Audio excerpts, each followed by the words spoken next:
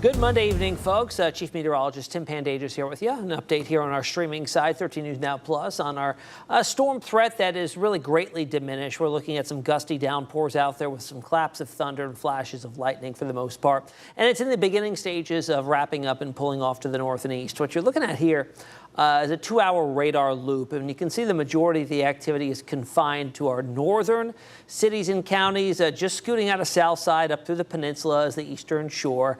A few more showers along the actual cold front right along I-95 there. You see dropping southeast out of Richmond. But let's get a close-up look of some areas that are seeing some of the heaviest of the rain. Out in Isle of Wight, pretty heavy downpour for you right now, pushing on towards Smithfield.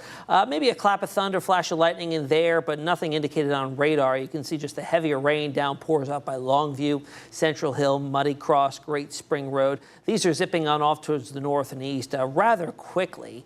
Off to the west of there, along the I-95 corridor, there could be some gusty winds through this particular cell here that's moving through Templeton, down through Stony Creek and just north of Henry. This is just south of Petersburg. You can see that Boeing signature there. That could be some gusty winds, although likely well below severe criteria. By the way, everything out here right now is non-severe. We haven't had a severe thunderstorm warning in a couple of hours, and we never ended up being under any watches earlier this evening when that was initially a thought that would be coming down from the Storm Prediction Center. Got a few more downpours now moving north of 264 and north side Virginia Beach over to the Norfolk City line. Haygood Road, Bayside, seeing some heavier rain. Again, that's lifting north towards the CCBT in just a little while. Crossing that and heading towards the eastern shore. Pretty good rainstorm coming down in Cape Charles over to Townsend. Eastville, north through Accomack County, running into some very heavy rain near Bloxham, north of Onancock there, and there was some thunder and lightning earlier. But again, everything at this time is non-severe. Scooting down south of the Albemarle Sound, another cluster of some heavier downpours. As we put this in motion here over the last hour, you can see these are generally drifting towards the east-northeast, so in through Dare County, Kill Devil Hills, portions of southern Currituck. Likely going to see another round of some rain, maybe some thunder and lightning there over the next couple of hours, but you can see everything here kind of wrapping on up. Now, all of this is associated, of course, with our cold front that is still just off to our north and west. That's going to sweep on through here in the next couple of hours and bring with it a wind shift. For today, the last 4 days when we were north of 80 degrees, we had south winds. Today they were a little blustery. They turned west and then eventually northwest by tomorrow morning. And what that's going to do is just transport in a much chillier air mass that'll be with us for tomorrow. And then after that, we start to see temperatures rise again, and we'll be back in the 80s by Thursday. So it's a short-lived cool down, but we're getting a little bit of something for everybody out there in the next 7 days or so. Check out highs today. We were just a degree shy of the record set back in 1938. We maxed out at 84 today. The standing record still standing at 85. Got to 81 at Virginia Beach, 82 out at Suffolk. And the forecast for tomorrow, much cooler by close to 25 degrees, down to around 60. Some spots may not get out of the upper 50s tomorrow, so notably cooler, to put it lightly.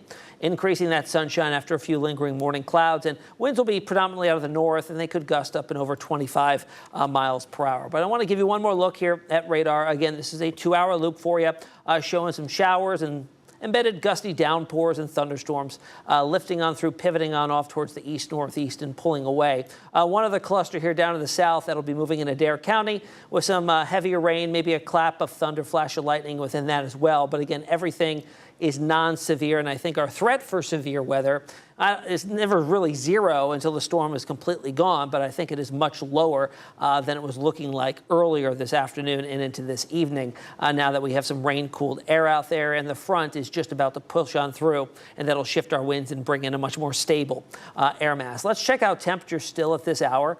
Still very warm. It's nearly 70 degrees still at Norfolk, and we're closing in on midnight. 68 at Virginia Beach, 70 still out at Elizabeth City. But if you go outside, of course, we have the rain-cooled air, but dew points are very high, into the low to mid-60s, so they're not all that far off from the actual air temperature. So our dew point depression, the distance in between the dew point and the temperature, are rather small.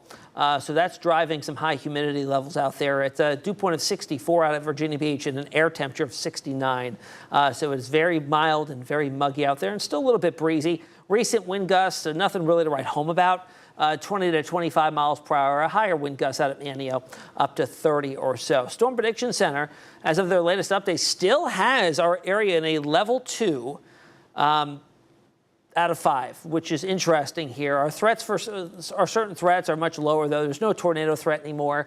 Wind threat would be the only thing, a 15% chance of wind gusts exceeding 55 to 60 miles per hour. So that'll be our only threat going forward if we see any storms try to develop here over the next few hours before everything winds down. Again, our last push of showers coming on in along I-95, pushing into Sussex, eventually into Surrey. It's going to be another batch of some gusty showers that'll pivot on east to northeast and then push out of the area with one last little round moving into Dare County within the next 20 minutes or so. But that looks to be about it, folks. That's the last update we'll have for you here. We've got cooler weather on the way for tomorrow and then a big-time warm-up coming our way by the end of the week again.